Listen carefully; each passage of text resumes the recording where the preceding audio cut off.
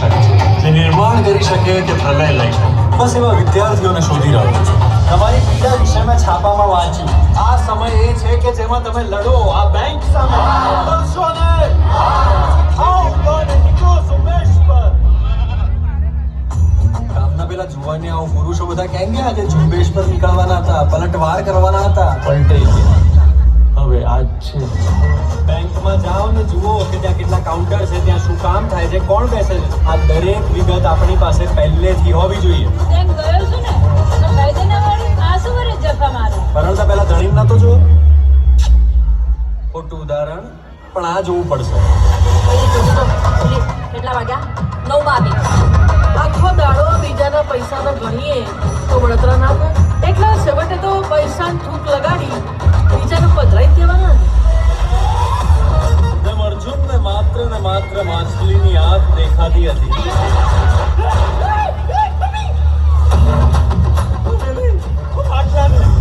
Ready get set go.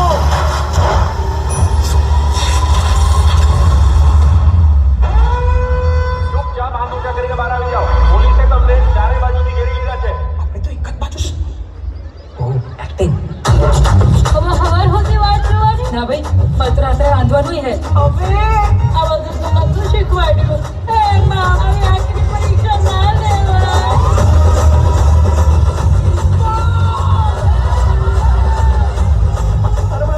પહેલા number પર 100 રૂપિયાનું રિચાર્જ કરાવો, પછી આના પર ફોન. આતંકવાદીઓ હશે તો રોમિંગ લાગશે.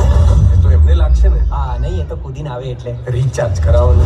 ખોટી ચરબી ચડી જાય, કલર કરે છે. અને કોઈ પણ બારીમાંથી એકે લૂંટારો દેખાય ઠોકી દો. Oh my God!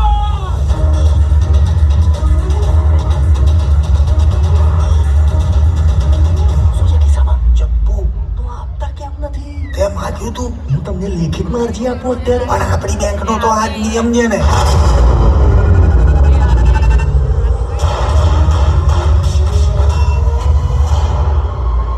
આ ચલાવતા આવડે છે ને, દોડતા હું શીખવાડું.